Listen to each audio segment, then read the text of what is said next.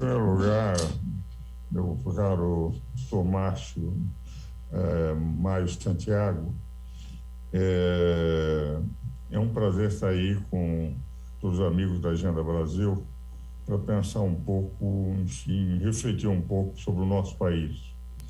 E a alegria de realmente o evento está sendo feito na nossa casa, né? Na Federação do Comércio de São Paulo, que eu sou vinculado ao Dr. Abraham desde o momento em que ele me convidou primeiro para o Conselho de Economia, Sociologia e Política e, posteriormente, para presidir o Conselho Superior de Direito, isso no ano de 1989.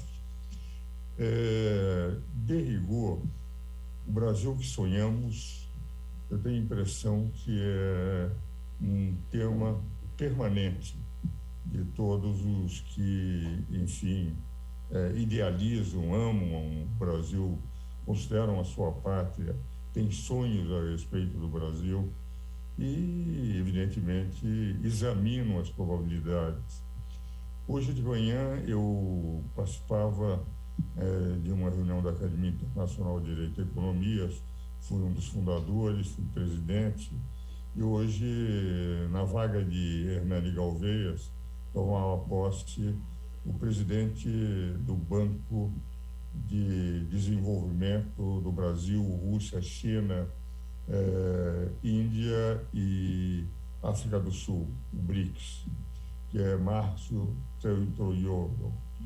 E fez ele uma palestra sobre as potencialidades do Brasil e como 5 países examinam o futuro, não só do mundo, mas de economia, à luz do momento atual, mas também à luz da possibilidade, como nação, de enfrentar os problemas que todo mundo enfrentará, não só por causa da guerra da Rússia contra a Ucrânia, mas fundamentalmente os desafios próprios do mundo superpopular, com as questões ambientais, com uma predominância constante nos temas de todas as nações e da sobrevivência, da condições de vida ao nosso planeta. Eu, quando conversei com ele, eu que dei posse a ele, falando sobre a nossa Academia Internacional de Direito e Economia, que é parceira da Federação do Comércio, do Conselho Superior, em todos os congressos anuais, colocava algo que tem sido preocupação dos meus diversos livros, na Era dos Desafios, na Era das Contradições, uma visão do mundo contemporâneo, a queda dos mitos econômicos, em que se procura examinar o futuro do Brasil e o futuro do mundo, porque nessa interligação de todos os países é muito difícil pensar num país sem ver a sua integração no mundo inteiro. Vou dar um exemplo que é mais simples de se compreender no momento atual. A China está ameaçando Taiwan.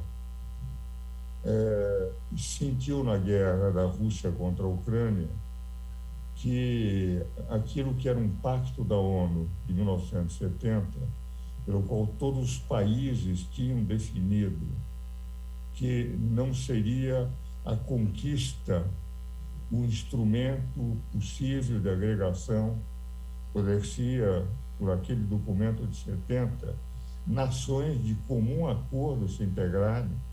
Houve um momento em que as nações árabes, na década de 70, se integraram, o Egito com outros países, e depois se separaram. O que vale dizer, um livre acordo entre as nações, nesse pacto, nesse tratado internacional assinado por todos os países, ele evidentemente é admitido, mas não uma guerra de conquista, assinada inclusive pela Rússia. A Rússia invadiu a Ucrânia, mudou um pouco as regras de jogo, que é diferente a guerra da Rússia contra a Ucrânia, porque na invasão da Rússia contra a Ucrânia não houve o chamado direito de ingerência de um país que intervém para salvar a ordem mundial, mas que não tem intenção de conquista e deixa o seu país ser admirado pelos próprios residentes no país, pelos próprios naturais do país. Então, em função desse quadro, o que ocorre? A China fez aquelas demonstrações de força, considerando Taiwan parte, como tem defendido sempre, da sua nação e que poderiam conquistar. De rigor, nós sabemos perfeitamente que se a China quiser invadir Taiwan, terá condições de derrubar. Mas, como Taiwan está bem armada, Taiwan perderá uma guerra, mas a sua indústria será destruída. Ora, o mundo inteiro depende da tecnologia em matéria de chips, de computadores, de Taiwan. Se isso acontecer, para que os Estados Unidos se preparem para fazer o que Taiwan faz, para que a própria China se prepare, isso representaria um colapso na indústria de todos esses países. Então, nesse momento, essa demonstração de força não tem um interesse maior, senão demonstrar que a qualquer momento se pode fazer. Mas do ponto de vista de repercussão econômica, tanto os Estados Unidos, que também defendem Taiwan, contra a China, sabe que não vale a pena destruir um país que se defenderia com a destruição da sua própria indústria, que é fundamental nas exportações que fazem tecnologia superior no campo dos chips para os Estados Unidos e para a Rússia. Então, nós estamos numa economia, num mundo absolutamente interdependente. Não se pode estudar uma nação sem ver a sua inserção no mundo. O Brasil, de rigor, se nós analisarmos o Brasil que sonhamos e examinarmos a Constituinte de 1986, 87, de 86 convocação, de 87 a 88 trabalho constituinte, nós vamos ficar que os constituintes sonharam foi realmente algo para um Brasil maior. A Constituição é adiposa. Hoje, depois da palestra que dei no Mackenzie, quando cheguei em casa para almoçar, tinha um telefonema do senador Bernardo Cabral, que é o atual presidente do Conselho dos Notáveis da Confederação Nacional do Comércio, que foi o relator da Constituinte. Eu discutia com ele o que a Constituinte colocou na Constituição e o que, de certa forma, tem sido um pouco desfigurado pela invasão de competências da Suprema Corte, nada obstante o valor, o mérito, o conhecimento e a idoneidade moral dos 11 ministros.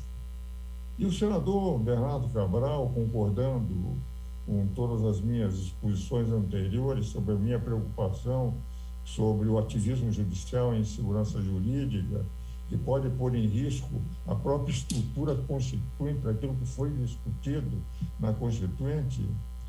E o senador Bernardo Cabral lembrava que ele estava de acordo com todas as minhas colocações, até porque ele teve um trabalho admirável para conseguir, na Constituinte, definir o que era mais fundamental depois de sairmos de um regime de exceção, que era dar garantias de direitos individuais, de um lado, e, de outro lado, manter a harmonia e independência de poderes. No regime anterior, nós tínhamos um poder que terminava predominando sobre os outros. O poder executivo predominava sobre o legislativo e o judiciário. E o judiciário decidia, o próprio Procurador-Geral da República era, ao mesmo tempo, o homem que entrava com as ações de contestação do governo, nas ações que não eram propriamente um regime novo, aquele de intervenção para a garantia do direito constitucional, chamado controle concentrado, que era de competência exclusiva do Procurador-Geral da República, que era também o advogado do presidente, do Poder Executivo, do poder maior, do poder que, enfim, nos decretos-leis, quando mandava para o Legislativo só poderia aceitar ou rejeitar, mas nunca dar qualquer intervenção num decreto legislativo ou qualquer emenda, qualquer sugestão. Havia um predomínio. O governo governava com decretos-leis, com uma participação pequena do legislativo. Então, os constituintes tiveram essa preocupação. A harmonia e independência de poderes, exaustivamente colocado nos artigos 44 a 135, a competência de cada um dos poderes, para que esses poderes representativos da intenção do constituinte de uma democracia que seria exercida pelo povo, o detentor real da democracia, porque o poder legislativo, o executivo, eram apenas representantes do povo que derregou, exerciam a soberania, eles eram apenas seus delegados, seus representantes, e o poder judiciário não representava o povo, representava a lei que não fazia, porque esta lei seria feita pelo poder legislativo ou poder executivo, excepcionalmente. Conversamos eu e o Bernardo hoje, durante o almoço, o relator da Constituinte, lembrando o que foram aqueles 20 meses em que os nossos contatos eram permanentes, mostrando que o ideal era ter uma democracia, os poderes representativos do povo representando o povo, executivo e legislativo, sendo servidores do povo, não servindo-se do povo. E o judiciário, último poder. O primeiro, o legislativo, que já tem situação de oposição, 100% da representação popular. O segundo, o executivo, na ordem colocada na Constituição, porque está a maioria do povo apenas, e não a totalidade. E o poder judiciário, que não representa o povo e representa a lei, em último lugar, tendo duas funções essenciais à sua atuação. A advocacia, de um lado, titular do direito de defesa, e, de outro lado, o Ministério Público, o titular da ação penal, aquele que poderia defender a sociedade, aquele que representaria, portanto, a opinião da sociedade, sendo que o Poder Judiciário era um poder de fazer representar a lei, guardião da Constituição, guardião da lei. Isso foi idealizado pelos constituintes. Bernardo Cabral, certa vez, recebeu, quando estava na relatoria, quando os trabalhos das 24 subcomissões tinham terminado, quando isto tinha ido para a comissão de sistematização e levado, né, o projeto original tinha 2.500 artigos. Os senhores imaginam uma Constituição com 2.500 artigos. A capacidade de articulação do Bernardo foi de tal ordem, do Ulisses Guimarães, como presidente, para reduzir para os 245 artigos e os 70 das disposições transitórias, porque representa um trabalho popular, um trabalho de representantes do povo, um trabalho que a sociedade se fazia representada. Com toda a adiposidade que essas negociações trouxeram à Constituição, nos direitos e garantias individuais, na liberdade de iniciativa, na livre concorrência pela primeira vez colocada numa Constituição, numa ordem social separada da ordem econômica, para ter toda a forma, e não como estava na Constituição anterior, de proteção de um lado, de liberdade de outro lado, com princípios fundamentais colocados, para que tivéssemos um Brasil ideal crescendo. E apesar dos erros da Constituinte, apesar da virtuosidade naquilo que quiseram garantir um trabalho feito pelos servidores públicos de terem uma federação maior do que o PIB, os princípios gerais para, inclusive, reduzir essa federação seriam possíveis de ser adotados. Me lembro que, certa vez, sobre esse crescimento da burocracia dentro do Estado brasileiro, da Federação Brasileira, com criação de novos estados, com segurança absoluta do servidor público, com a estabilidade garantida para todos os setores em relação aos servidores públicos, que levou o Brasil a ter um custo operacional de mão de obra 4 a 5 vezes superior, isto é, enquanto a média de mão de obra dos países da OCDE está abaixo de 9%, no Brasil está acima de 13% do PIB. Essa diferença de 4% a 5% é uma barbaridade em quantificação do que isso representa em dólares ou em reais. E apesar dessa adiposidade, isto seria, que foi o grande erro da Constituinte, seria possível de corrigir. E eu me lembro que em 1991 escrevi um artigo intitulado O Custo da Federação Brasileira, publicado no Estado de São Paulo, o custo político da Federação Brasileira, e o deputado Ulisses Guimarães, que, enfim, durante a Constituinte, chegou a assistir palestras minhas aí na Fiesp sobre parlamentarismo. Ele me telefonou dizendo que tinha lido o artigo e me colocou algo que me impressionou muito, que auxiliou, inclusive, a conformação da Constituição argentina. Ele ligou e disse: professor, eu estou de acordo com o senhor. Se nós evoluirmos na harmonia e independência dos poderes, se nós evoluirmos na definição de direitos e garantias individuais, se nós evoluirmos numa economia de mercado, nunca havendo disposições tão claras sobre a economia de mercado, nós criamos uma federação maior que o PIB, eu concordo. O que eu pretendo fazer na revisão constitucional? Eu tenho a impressão que eu serei de novo eleito para presidente da revisão constitucional. Vou criar uma comissão de juristas. Cada partido vai indicar 1 ou 2 juristas. E eu terei a minha própria comissão, e na ocasião fez um convite para mim também participar. E com isto, nós vamos preparar um texto em que se possa corrigir isso e só depois mandar para o Congresso discutir. Porque isso facilitaria, não temos que fazer aquilo que Bernardo foi obrigado a fazer, de redução, negociação, colocações de disposições que, enfim, não tinham densidade constitucional, mas para obter a votação do principal, era obrigado a colocar aquilo como concessão a grupos que deveriam apoiar. E a ideia dele era corrigir essa distorção de uma federação maior que o PIB.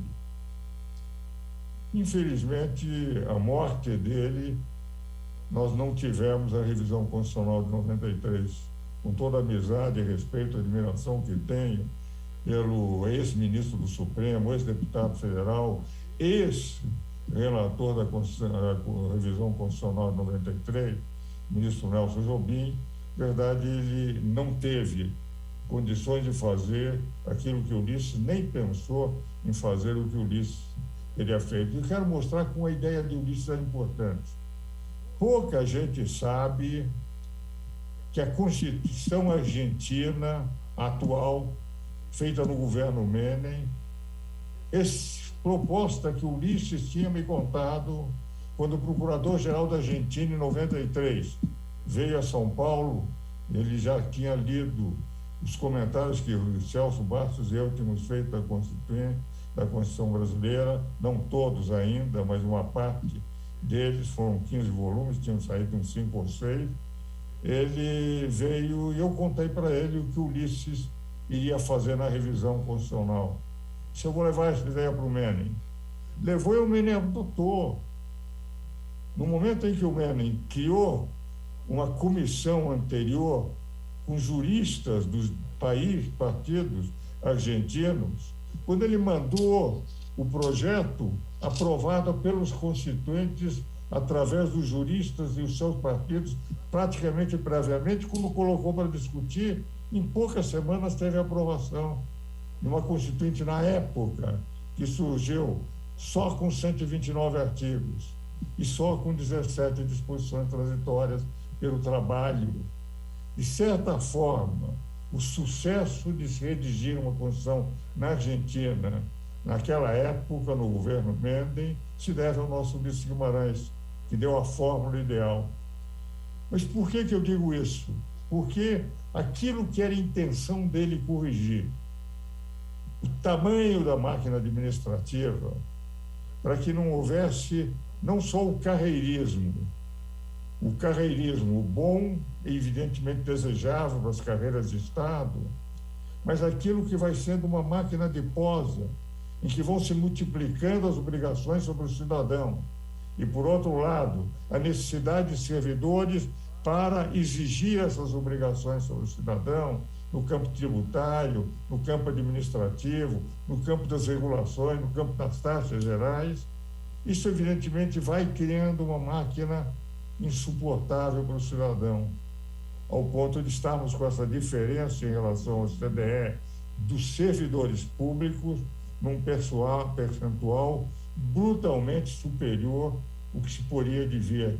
Nós poderíamos dizer que 1/3 a mais nós temos do custo da mão de obra administrativa em relação àquilo que nós vemos em relação aos outros países desenvolvidos. Isto não tendo sido bem sucedido, mantínhamos, entretanto, os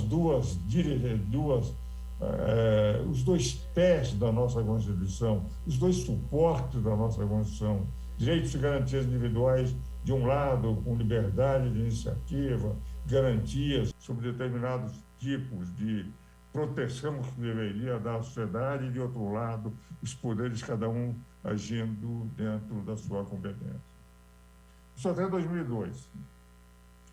Depois nós tivemos já 2 governos em que houve uma flexibilização, não só no que diz respeito ao aumento da estrutura administrativa, mas mais do que isto, nós tivemos a corrupção dentro do poder.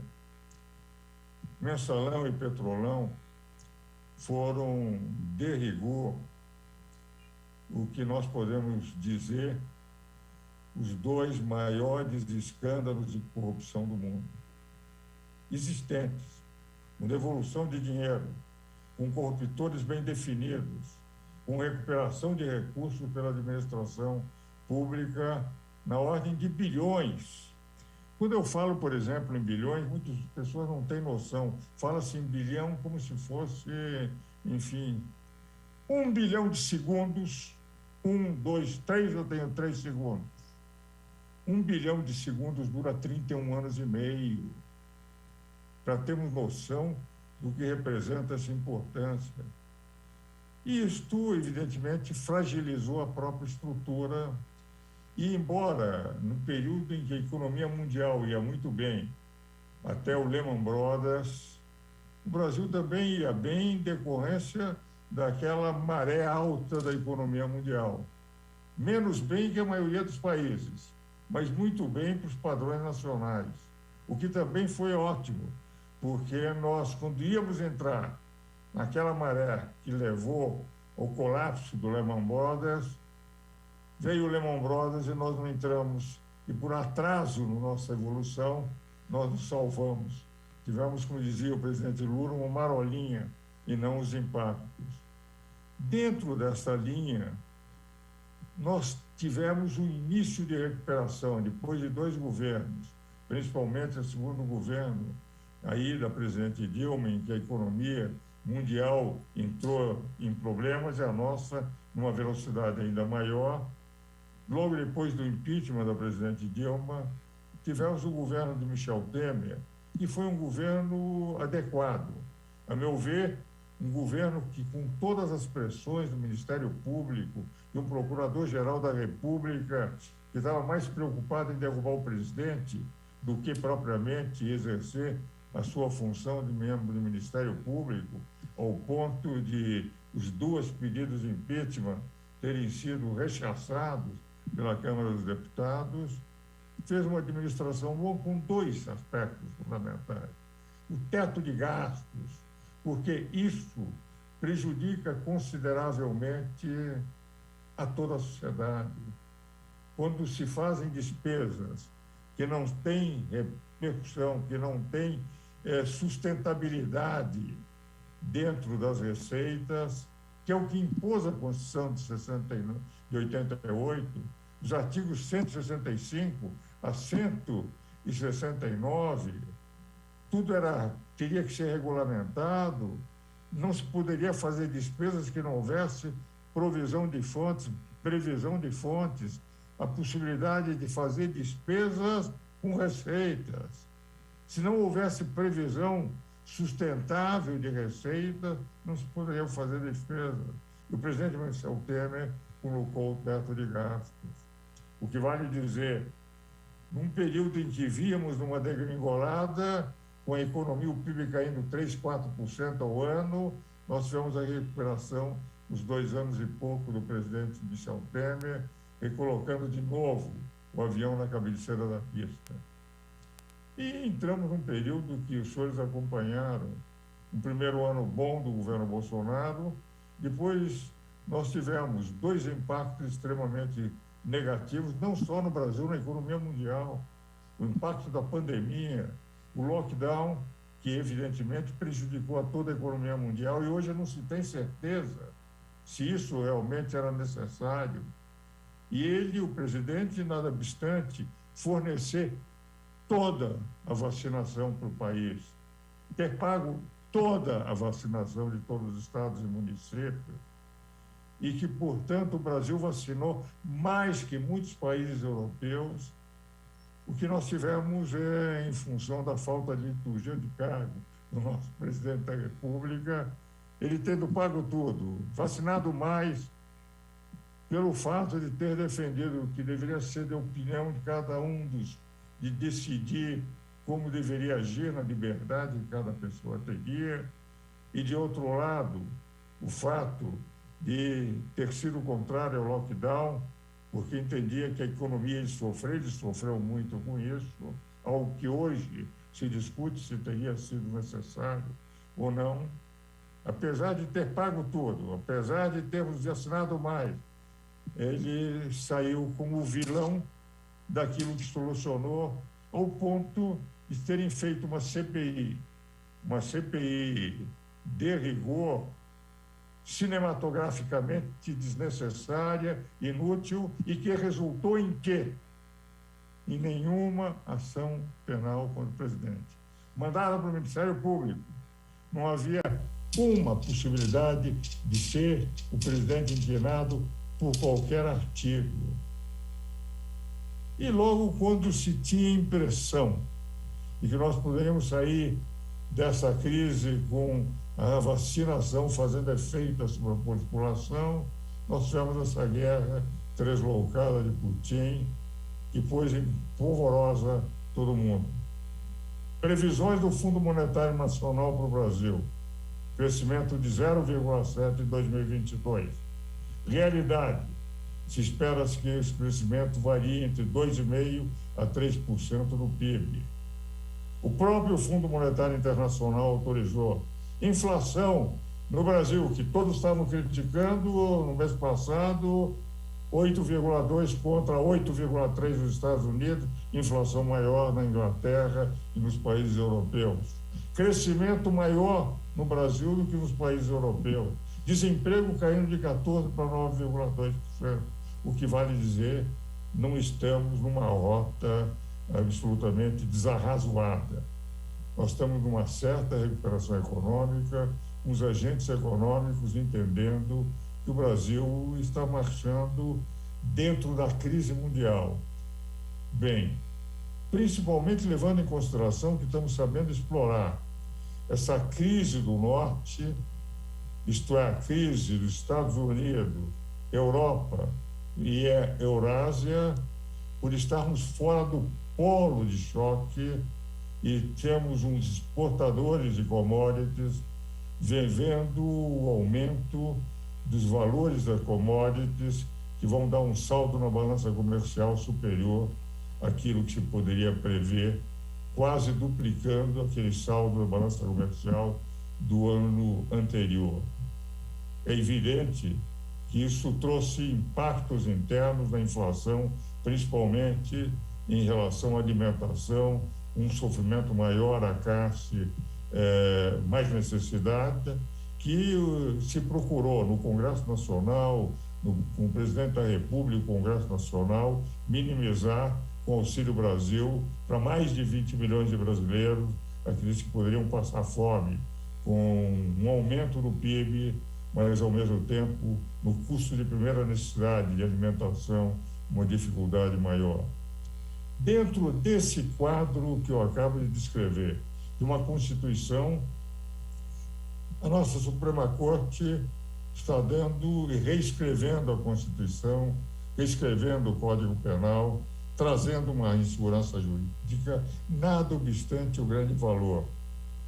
Hoje alegrou-me quando o ministro Alexandre de Moraes desbloqueou a conta de empresários e não tinha sequer que ter começado uma conversa particular, quando a Constituição garante a liberdade de expressão, quando sabia perfeitamente que nenhum empresário teria condições de entrar com um golpe de Estado contra o governo. As Forças Armadas, eu sou professor da Escola de Comando de Estado-Maior do Exército há 33 anos, mais de 90% dos generais brasileiros durante esses 33 anos tiveram que aguentar minhas aulas de direito comercial, de direito constitucional, porque eu leciono para aqueles coronéis que no fim do ano serão escolhidos os generais.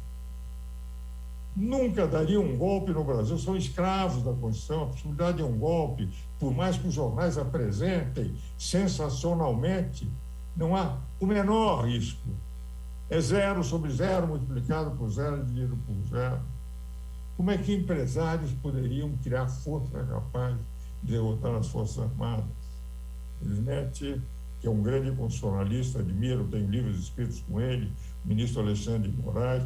Quando eu fui presidente da Comissão de Reforma Política da Ordem dos Advogados de São Paulo, do Brasil, em São Paulo, eu tinha na minha comissão o Alexandre de Moraes, Nelson Jobim, Ney Prado, José Afonso da Silva, um grupo de 12 excepcionais constitucionalistas, o que representa, apesar da admiração que eu tenho, e acho que o bom senso o levou a esse desbloqueio, o Supremo muitas vezes tem extravasado.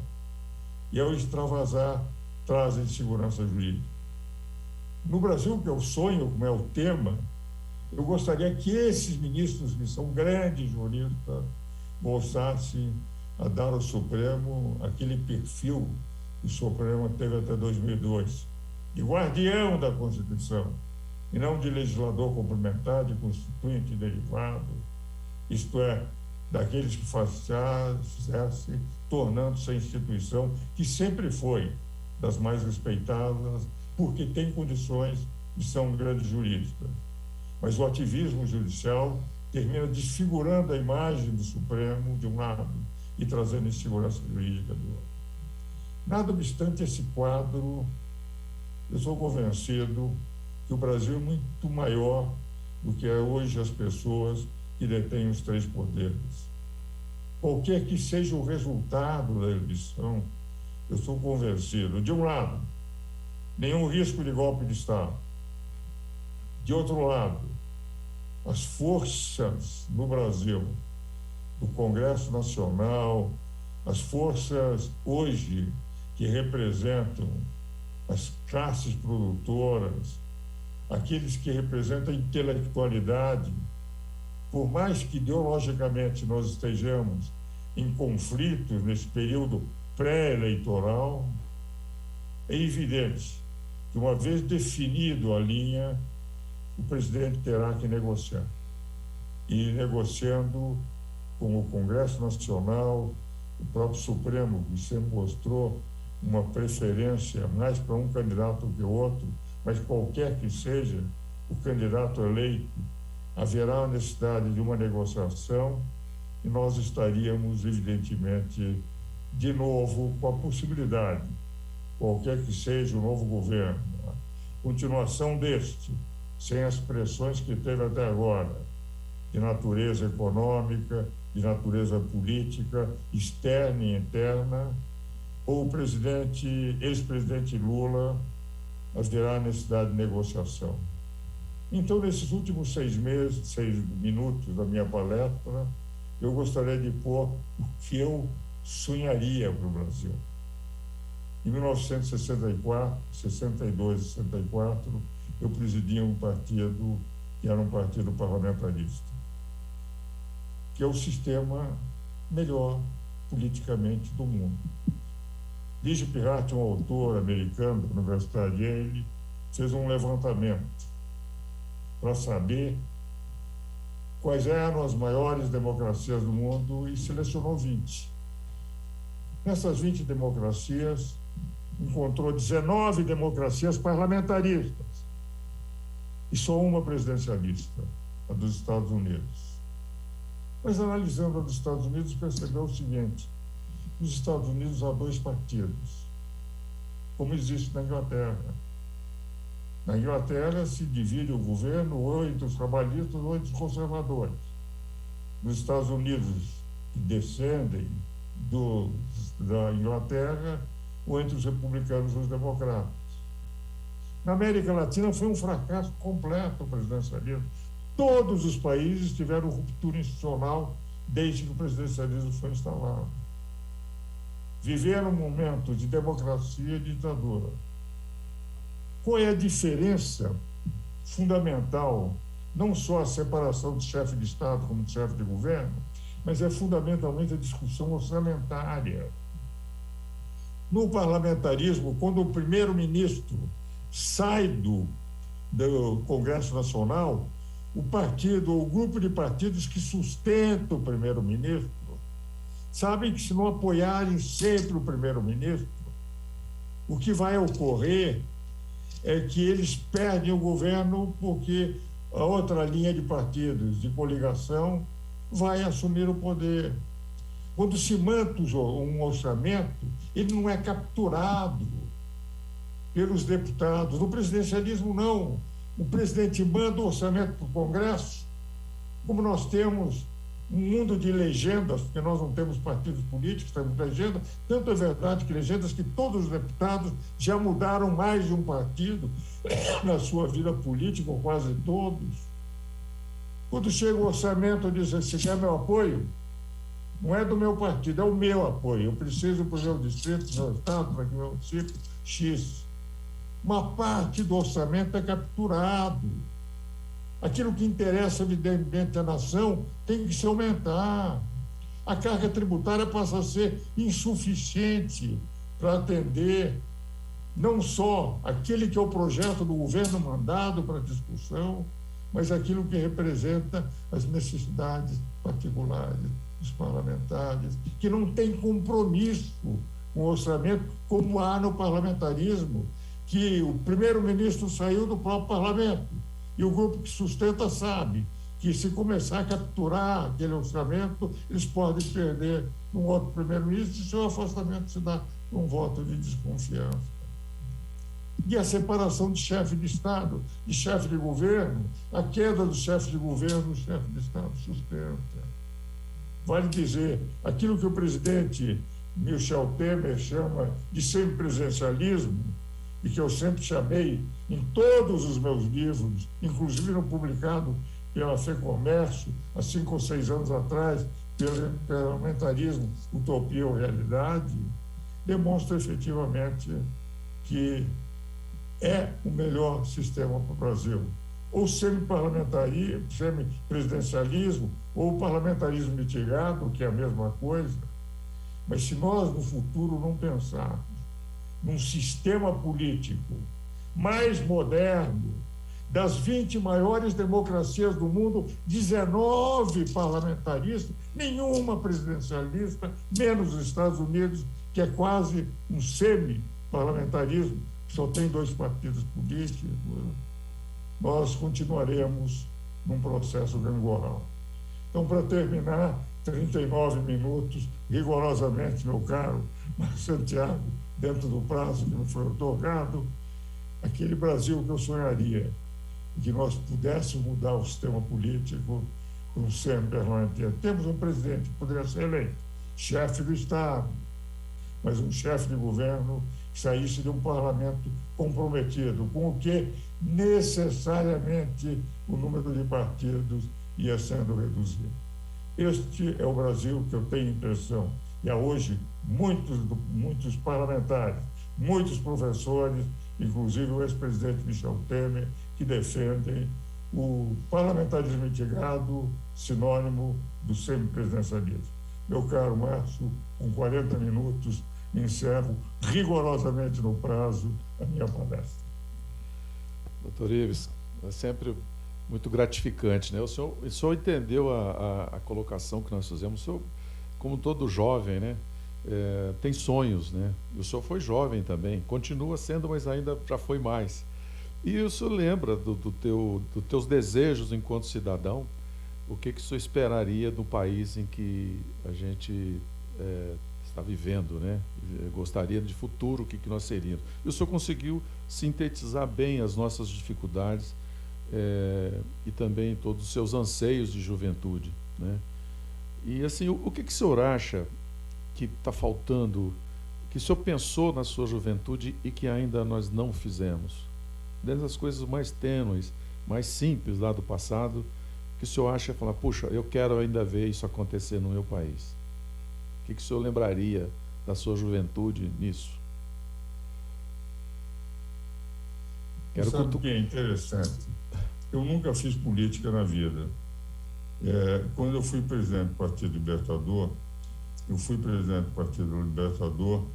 foi o convite do senador Mendes Sá, deputado Raul Pila, que era o presidente do partido, e fui presidente durante 2 anos. Inclusive, lançamos o Carlos Lacerda para presidente da República, primeiro do que a UDN, pelo nosso partido, em São Paulo, aqui no Diretório Metropolitano, a pedido do próprio Lacerda, já que nós iríamos apoiar.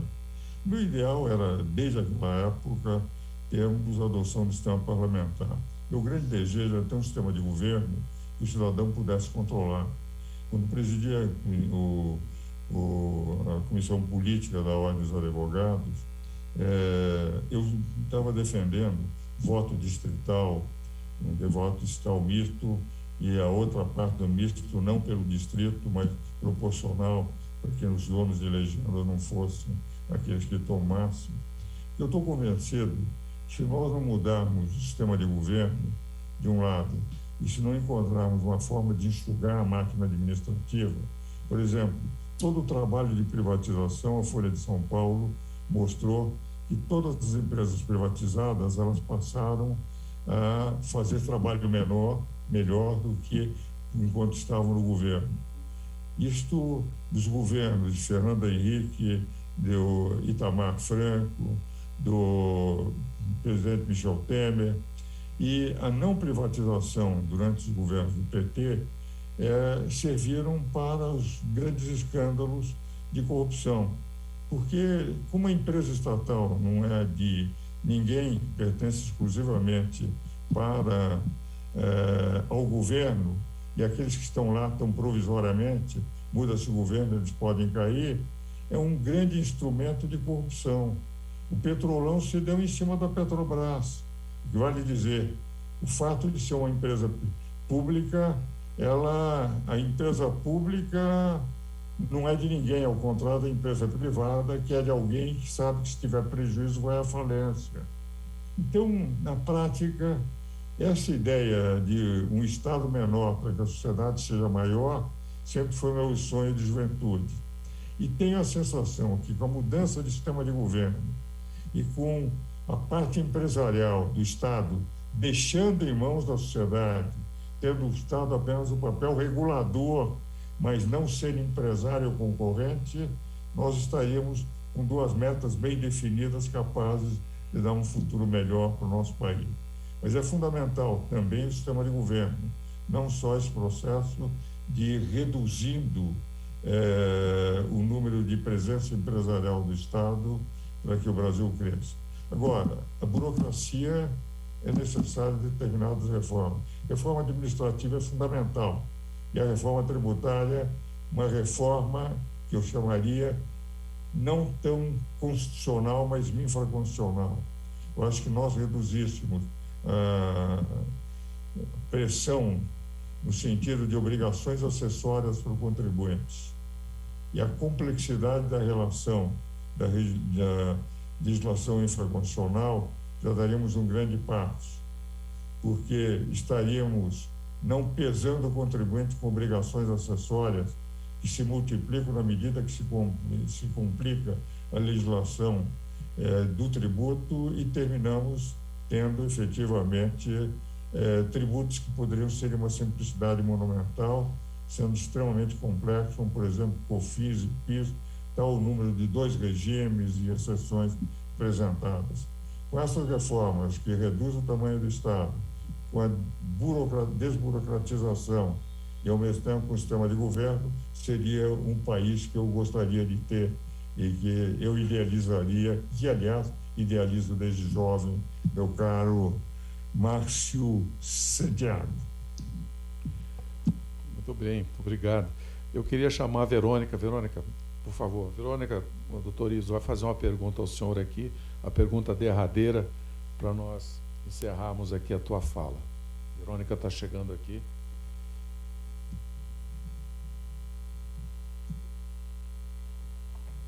Doutor Ives, boa tarde, parabéns.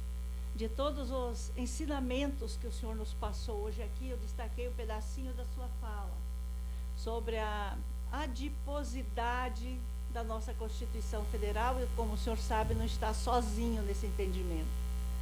A reflexão e a pergunta que lhe faço é a seguinte: assistimos no momento, vimos assistindo propostas para uma nova Constituição. E aí, mediante o perfil do Congresso que temos,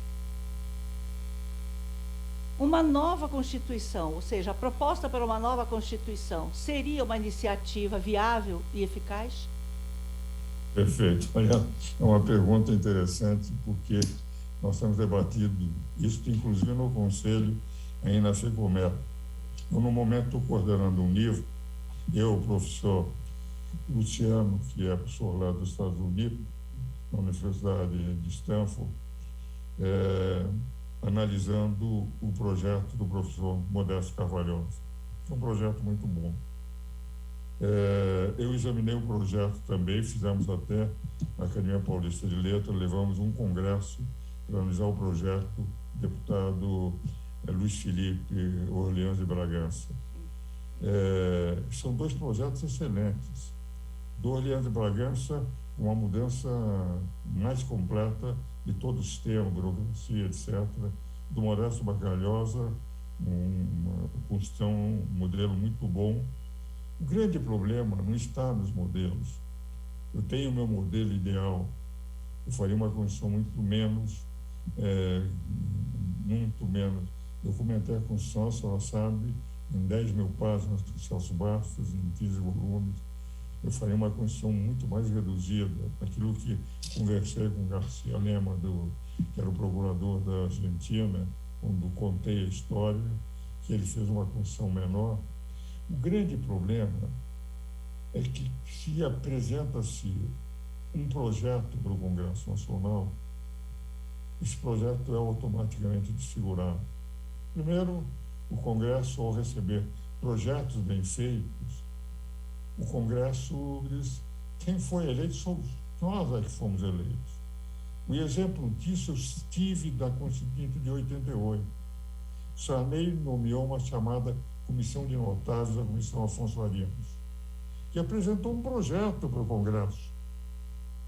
50 notáveis escreveram durante um ano, praticamente, uma nova Constituição, entregaram o projeto. O que fez o Congresso Nacional? Nem examinou. A Comissão Afonso Arinos teve um projeto que não foi sequer examinado, que o Congresso, nós é que temos que fazer. Mas vamos admitir que ele examinasse. Como o projeto não foi debatido lá, o que haveria era uma desfiguração completa. Então, o que eu tenho dito é o seguinte: nós corremos o risco de termos uma Constituição muito pior no ponto da adiposidade do que temos atualmente, e sem as garantias que, infelizmente, o Supremo não tem, de certa forma, respeitado no que diz a harmonia e independência de poderes, tem invadido competência do Legislativo, tem invadido competência do executivo, sem reação, sempre com essa sensação de que eles são o maior poder da República, que não é o que está na Constituição, que não é. E eu digo isso com desconforto.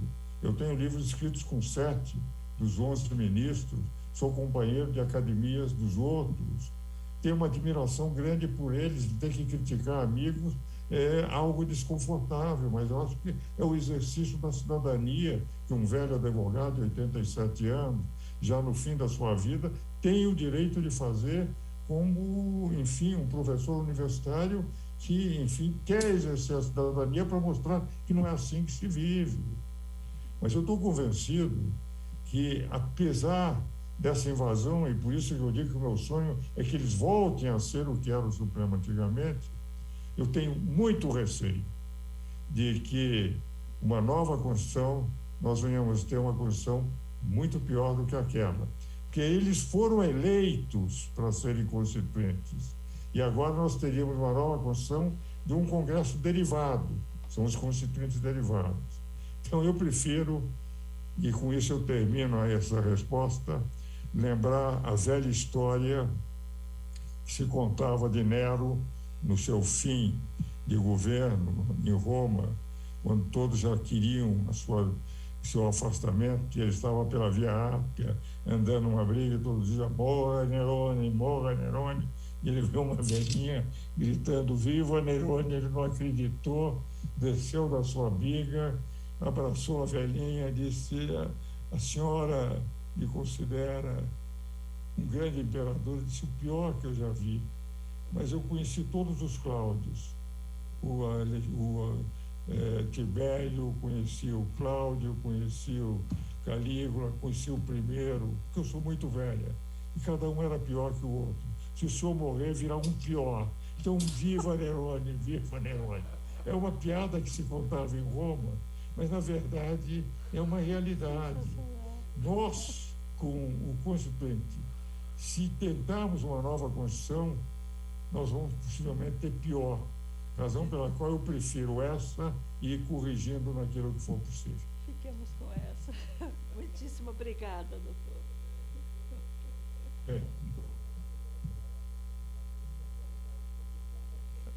Mestre Márcio. Causou risos aqui na plateia, doutor Ives. Parabéns aí pelo paralelo. Doutor Ives, agradeço imensamente a tua participação, entendeu? Que o senhor tenha vida longa e o senhor sabe o carinho que eu tenho pelo senhor, é um prazer compartilhar toda a tua sabedoria conosco aqui nessa tarde fria de São Paulo. Olha, um abração para o senhor e muito obrigado, viu? Um grande abraço a todo mundo. Aquele abraço.